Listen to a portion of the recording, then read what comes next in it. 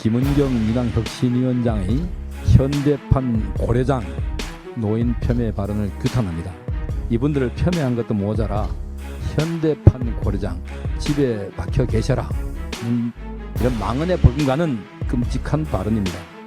민주당의 어르신 폄훼 발언은 이번이 처음이 아닙니다.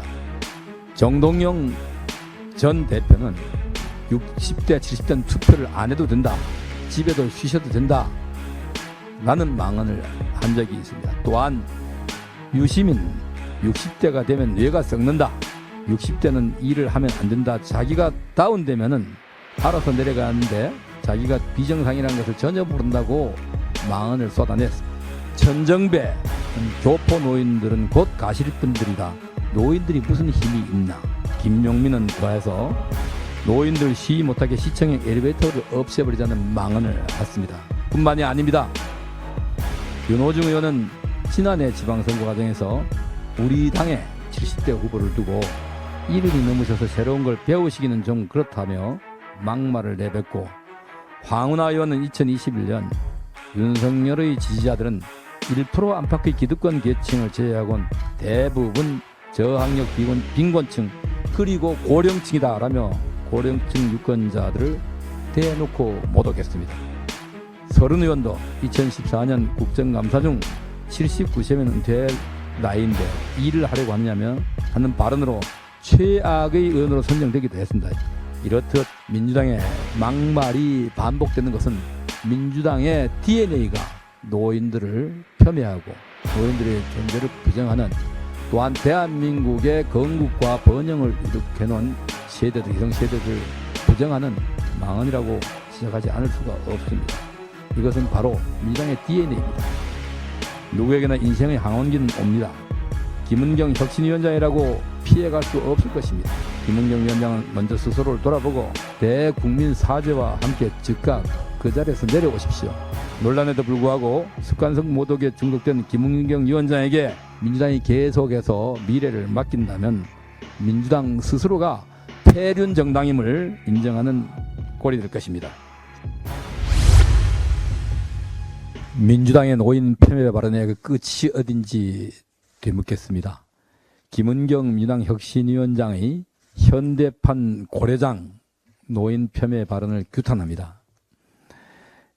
김은경 민주당 혁신위원장은 지난 30일 있었던 청년 간담회에서 미래가 짧은 분들이 젊은 사람과 1대1 표결을 해야 하냐, 남은 수명에 비례해 투표하는 것이 합리적일 수 있다는 등 망언을 했다고 보도되었습니다. 보도가 나면서 비난 여론이 드셔지자 또다시 사과는커녕 변명으로 일관하고 있습니다. 이것은 정쟁이 아닙니다. 김은경의 망언에 대한 타당한 지적이고 정당한 지적입니다.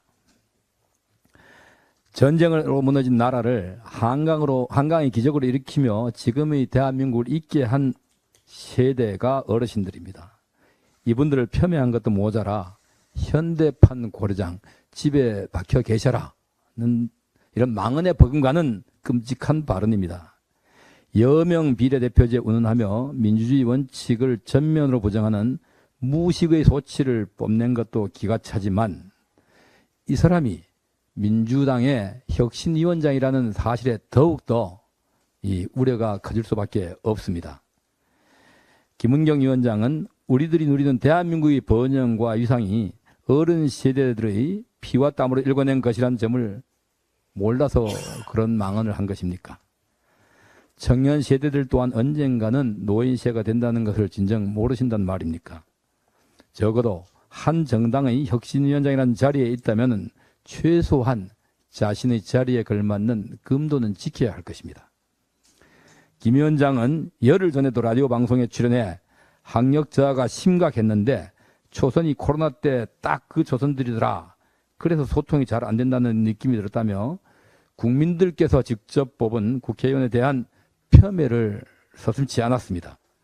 거대 집권 야당의 혁신위원장이라는 분이 혁신을 이끄는 것이 아니라 불신을 이끌고 있는 상황이야말로 민주당의 미래를 여실히 보여주고 있습니다.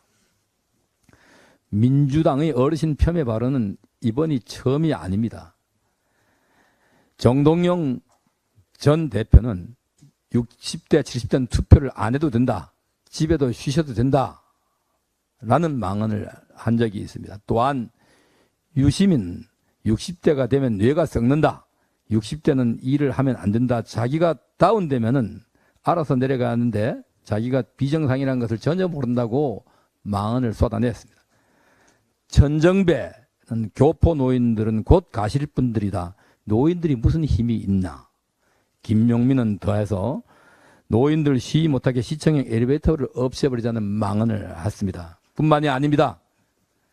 윤호중 의원은 지난해 지방선거 과정에서 우리 당의 70대 후보를 두고 70이 넘으셔서 새로운 걸 배우시기는 좀 그렇다며 막말을 내뱉고, 황운하 의원은 2021년 윤석열의 지지자들은 1% 안팎의 기득권 계층을 제외하고는 대부분 저학력 빈곤층 그리고 고령층이다라며 고령층 유권자들을 대놓고 모독했습니다. 서른 의원도 2014년 국정감사 중 79세면 은퇴할 나이인데 일을 하려고 하느냐며 하는 발언으로 최악의 의원으로 선정되기도 했습니다.